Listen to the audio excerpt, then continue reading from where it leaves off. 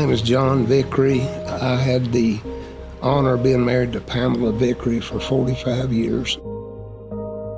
August of 23, about the first or middle of August, she was diagnosed with stage 4 lung cancer. Our daughter had went with us to the oncologist, and she had told us, she said, she was already getting sick, and she said, I can't be sick and hurting too. And she said, I can't do it. I can't handle the treatments. I wanted her to do everything possible, but I knew she didn't have the strength to do it. So we told her whatever she chose is what we would do. I mean, we would support her. She knew eventually she'd probably have to come to, a hospice house. But she wanted to stay at home as long as possible, and that's what we wanted for her.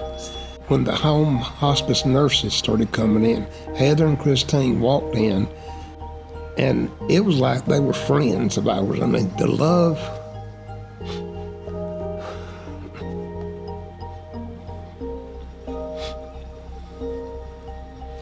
the compassion they showed.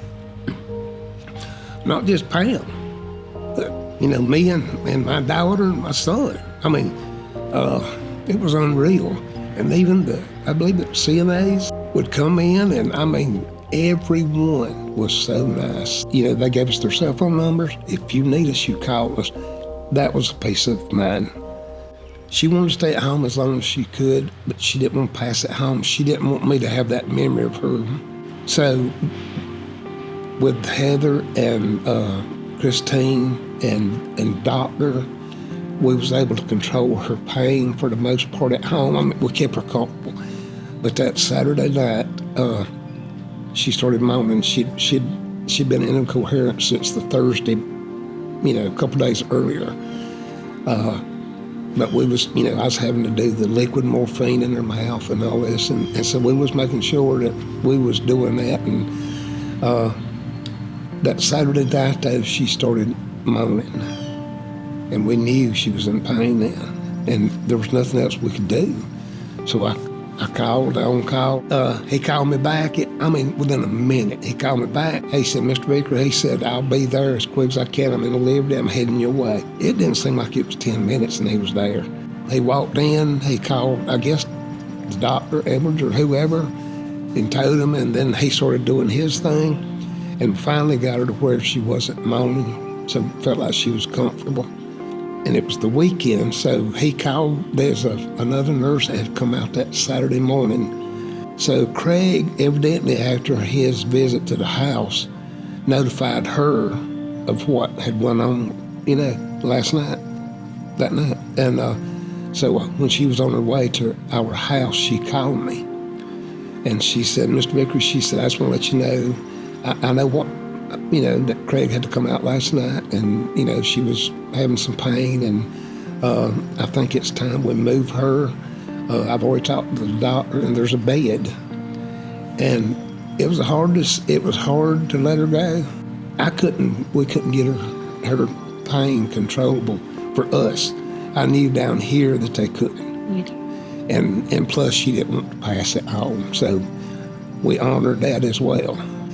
It was a bad time, but thank God that they were so compassionate and caring for my wife and for us. But they made a bad situation more tolerable. A lot of times in my career as a deputy, I would just suck it up and shove it down. There wasn't doing that with this. I needed all the help I could get. And the support group down that they have at Cottingham House for the grieving process is awesome. Ashley does a good job. Each person will identify themselves. My name is, and what brought you here is I lost my spouse, and this.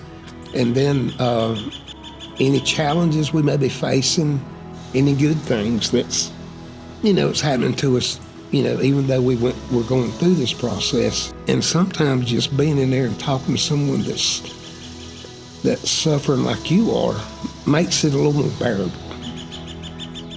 I think it is so incredible that people are willing to donate, because this is a good cause. This is as good of a cause as I can think of. And when I walked around the grounds out there, when the doctor would come in or something, I'd step out, and out in the back here, there was a sidewalk, and it was very beautiful. And I noticed all these with little stickers on where they were sponsored. And then I seen the pictures and the leaves in the hall, and I asked someone, what is that? And they said, well, people sponsor them, and that's how we run. And I thought, you know what, that is awesome. I want to do that. So Pam and I love the beach. Yeah. We love it. So Ashley walked me around, let me look at different pictures that was available. And I found one, and it's a man sitting on the beach in a chair with his rod and his fishing rod, and there's another chair right there with a rod, but no one's in it. And I thought, that's it.